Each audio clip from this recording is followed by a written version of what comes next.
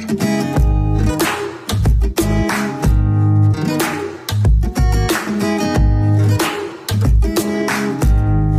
guys! Welcome to my YouTube channel. This is Teach Marky.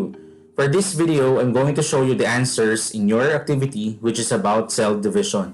So let us now begin. Question number 1. It refers to the passing of traits from parents to their offspring. The correct answer is heredity. Question number 2. What is the term used in science to refer to the basic physical and functional unit of heredity? The correct answer is gene. Question number 3. What part of the organelle or cell parts is pointed by number 2? The correct answer is chromosome. Question number 4. Which of the following is one of the functions of mitosis? The correct answer is growth and development. Question number 5. How many chromosomes does a normal person or human have? The correct answer is 46 chromosomes. Question number 6. Look at the image below. What stage or step of mitosis is shown? The correct answer is metaphase. Question number 7.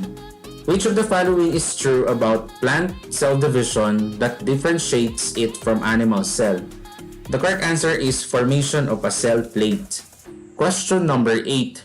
The correct sequence of steps in cell cycle is, the correct answer is interphase, prophase, metaphase, anaphase, and telophase. Question number 9. Study the image below. What do you call that part of the spermatogenesis process is pointed by letter B? The correct answer is spermatogonium. Question number 10. Cytokinesis in animal cells differs from cytokinesis in plant cells because the correct answer is animal cells form a cleavage furrow that constricts the daughter cells. Question number 11. In humans, mitosis is important because it helps in the correct answer is growth and repair of tissues. Question number 12. The picture below shows the stages in the cell cycle. What stage or part of the cell cycle is covered by letter B? The correct answer is G2 or growth phase. Question number 13. How many immature egg cells does a female have in her lifetime that will mature to become an ovum? The correct answer is 300 to 400. Question number 14. The duplication of genetic material happens during, the correct answer is S phase. Question number 15. What stage of mitosis can you see in the image below? The correct answer is anaphase. Question number 16. How many divisions does meiosis have? The correct answer is 2. Question number 17. The correct sequence of stages of meiosis for the first division is, the correct answer is prophase 1, metaphase 1, anaphase 1, and telophase 1. Question number 18. What part of the spermatogenesis is pointed by letter E? The correct answer is spermatids. Question number 19. How many daughter cells or gametes will be produced during the meiotic or meiosis cell division of a female human? The correct answer is 1. Question number 20.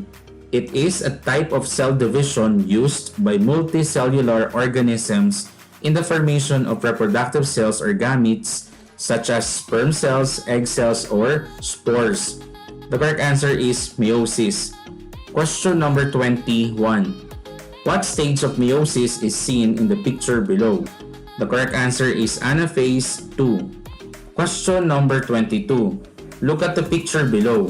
What part of the stages of the oogenesis is pointed by letter D?